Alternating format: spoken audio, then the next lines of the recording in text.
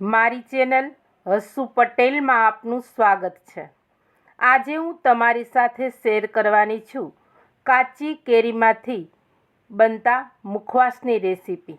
આ મુખવાસ તીખો, ખાટો અને ચટપટો બને છે અને કાચી કેરી અને ઘરમાં રહેલા થોડાક મસાલામાંથી જ તૈયાર થઈ જાય છે। આખું વર્ષ સ્ટોર કરી શકાય છે। તો ચાલો બનાવીએ કેરીમાંથી બનતો ચટપટો મુખવાસ।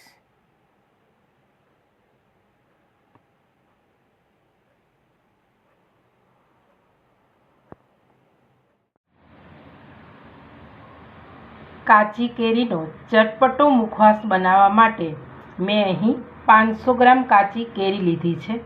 મેં અહીં કેસર કેરી લીધી છે। તમે તોતાપુરી કે રાજાપુરી કેરીનો ઉપયોગ પણ કરી શકો છો।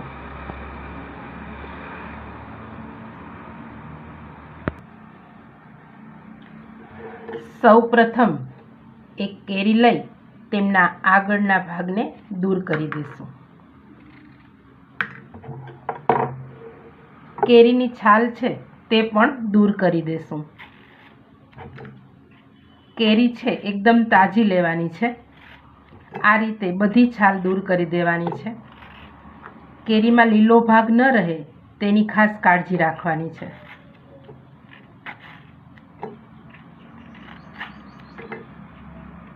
કેરીનો ચટપટો મુખવાસ ખાવાની ખૂબ જ મજા પડે છે।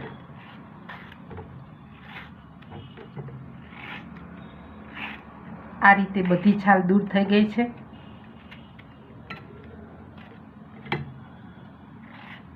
લીલો ભાગ છે તે બધો દૂર કરી દેવાનો છે।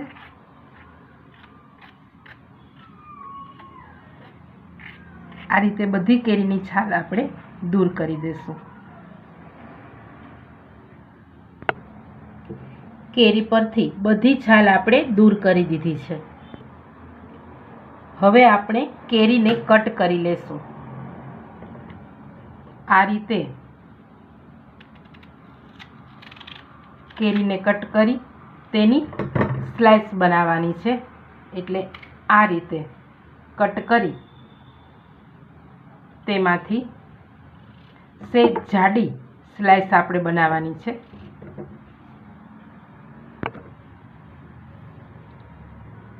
આ રીતે બધી સ્લાઇસ બનાવી લેવાની છે। પણ ખાસ ધ્યાન રાખવાનું છે કે આપણે કેરીની બહુ પતલી સ્લાઇસ નથી બનાવવાની।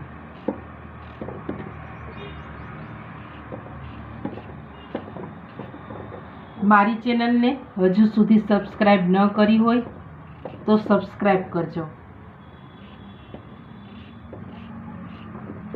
આ રીતે બધી કેરી છે તે આપણે કટ કરી લઈશું।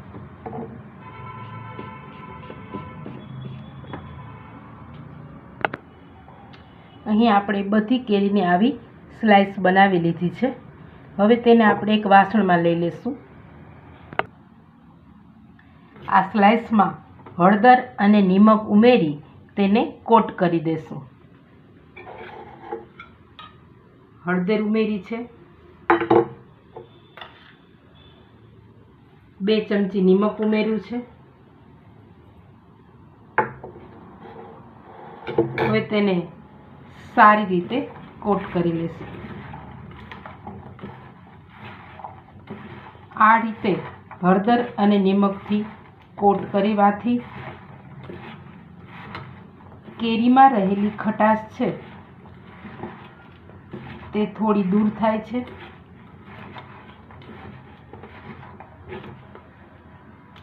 તો આ સ્લાઇસ છે અને હળદર અને નિમકથી કોટ થઈ ગઈ છે। આપણે તેને ઢાંકી અને 2 કલાક સુધી રહેવા દઈશું, જેથી કરી અને તેમાં રહેલું પાણી છે એ છૂટું પડી જશે।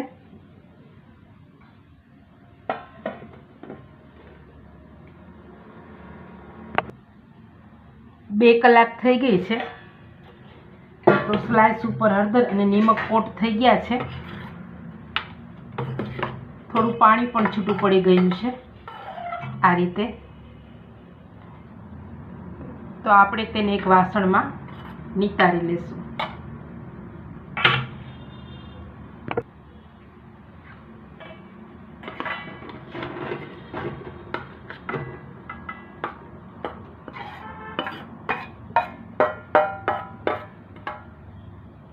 થોડી વાર રહેવા દેશું,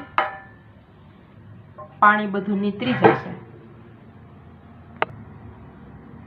5 થી 10 મિનિટ રહેવા દેશું તો સ્લાઇસમાંથી જે પાણી હતું તે બધું નીતરી જશે। હવે આ સ્લાઇસને આપણે પંખા નીચે 1 કલાક માટે સુકાવા દેવાની છે। કેરીની સ્લાઇસ સુકાય છે ત્યાં સુધીમાં આપણે ચટપટા મુખવાસ માટેનો એક ખાસ મસાલો તૈયાર કરી લઈએ। તે માટે મેં અહીં એક બાઉલ લીધું છે, તેમાં 1 ચમચી કાળા મરી પાવડર ઉમેરીશું, 2 ચમચી શેકેલા જીરુંનો પાવડર ઉમેરીશું,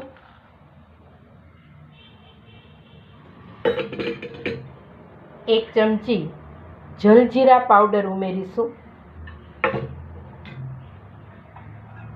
1 ચમચી સંચળ પાવડર ઉમેરીશું।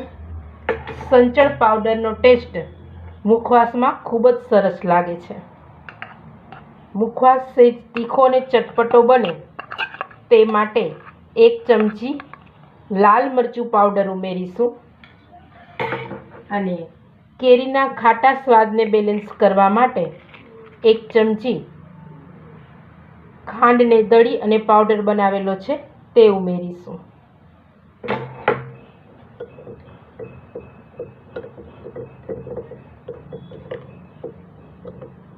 બધું મિક્સ કરી લેશું।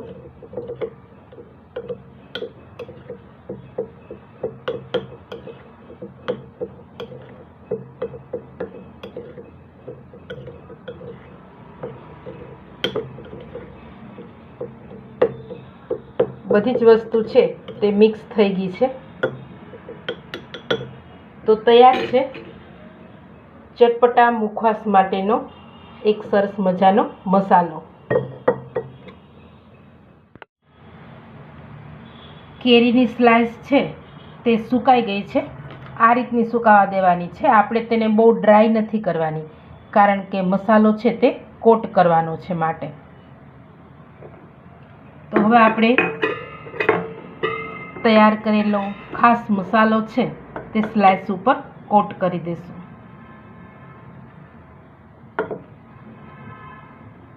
મુખવાસમાં સહેજ ચડિયાતો મસાલો ઉમેરવાથી મુખવાસનો ટેસ્ટ ખૂબ જ સરસ આવે છે। આ મુખવાસ આખું વર્ષ સ્ટોર કરી શકાય છે। મુખવાસ તૈયાર થયા પછી તેને એરટાઇટ બોટલમાં ભરીને આખું વર્ષ સ્ટોર કરી શકાય છે। હજી થોડો મસાલો ઉમેરીશું।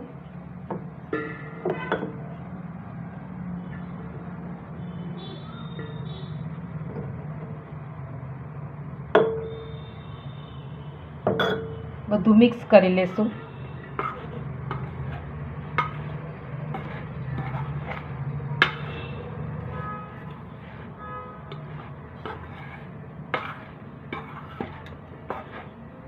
તો મસાલો છે તે સ્લાઇસ ઉપર સારી રીતે કોટ થઈ ગયો છે।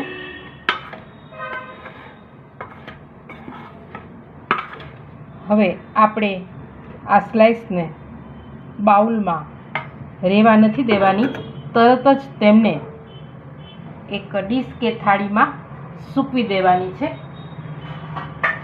તો આપણે એક થાળીમાં સ્લાઇસને સૂકવતા જઈશું। જો જાજી વાર બાઉલમાં રહેવા દઈશું તો આપણે તેમાં ખાંડ પણ ઉમેરેલી છે, માટે તે પાણી છોડશે।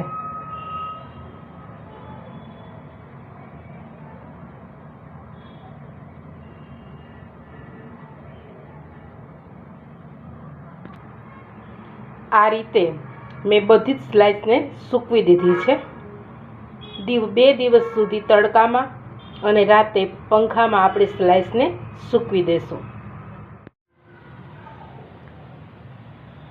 તો 2 દિવસ થઈ ગયા છે અને મુખવાસ છે તે સુકાઈ અને તૈયાર થઈ ગયો છે। એકદમ સરસ સુકાઈ ગયો છે।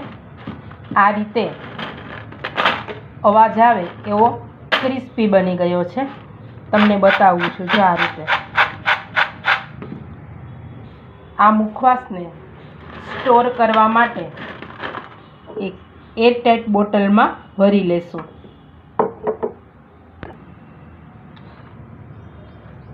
તો થોડો તીખો અને ચટપટો મુખવાસ જરૂરથી ટ્રાય કરવા.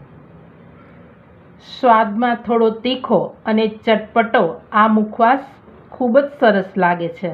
તમે પણ જરૂરથી ટ્રાય કરજો. ફરી મળીશું એક નવી રેસીપી સાથે. ત્યાં સુધી આવજો.